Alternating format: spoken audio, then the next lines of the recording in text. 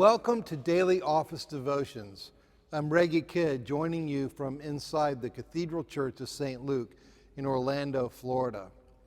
Thanks so much for joining me on this Friday following the third Sunday after Pentecost. Our readings today find us in Proper 8 of the daily lectionary of the Book of Common Prayer. Bye-bye, Balaam. In his third and fourth oracles, Balaam sets aside his practices of divination, and the Spirit of God comes upon him. He offers his most straightforward blessing of Israel, and he is given a vision that, quote, a star will rise from Jacob, a scepter will emerge from Israel, end of quote. Numbers chapter 24, verse 17. One who will make Israel victorious over surrounding countries. And what a gift to the church this verse has been, serving as text for a piece in Felix Mendelssohn's unfinished Christus Oratorio.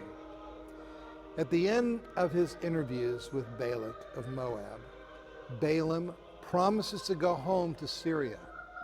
Nonetheless, it appears he stays and eventually takes up residence among the Israelites. He returns to his divining practices. His presence over time subverts Israel's faith as he encourages sexual promiscuity and idolatrous worship. Eventually, the Israelites put him to death, according to Numbers chapter 31, verse 8.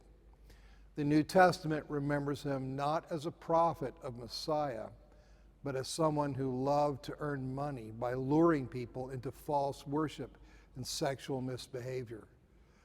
Lord, have mercy. Adoption, now and not yet. Adoption now. You have received a spirit of adoption. When we cry, Abba, Father, it is the very Spirit bearing witness with our spirit that we are children of God.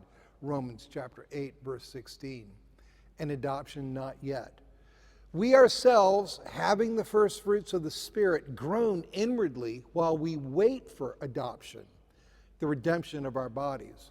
Romans chapter 8, verse 23. In the juxtaposition of these two verses lies all the tension of the Christian life. An intimate joy at knowing that we are children of God, and an inward groaning while we wait to become children of God. Ours is an adoption that is now and that is also not yet. It's a sense of being God's child that begins as soon as Christ takes up residence within us by his Spirit. And by the way, if you feel unsure about whether Christ has come to dwell within you, get in touch and we can talk. At the same time, the not yet side of adoption is the sober realization that until resurrection, we are not quite home yet. Our bodies are still frail and subject to decay, and we are still susceptible to sinning. But even this, Paul says, is a sense that we only have because the Spirit inside us is a foretaste of what it is to be free at last from the curse of sin and death. The Spirit within us enables us, as in Romans 7, to delight in God's law, and as in the first part of Romans 8, to see the law being fulfilled in our humble attempts to follow the Spirit. And at the very same time, the Spirit provokes inner groaning from deep, deep within our renewed selves, just because we feel the pain of not yet having been made perfect. That day will come when Christ's resurrection becomes our own.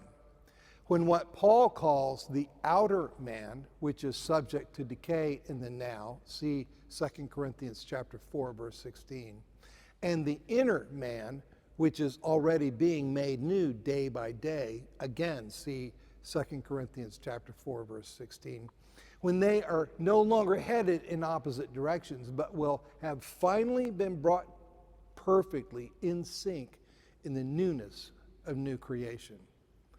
Meanwhile, we rejoice and we groan. That's the normal Christian life.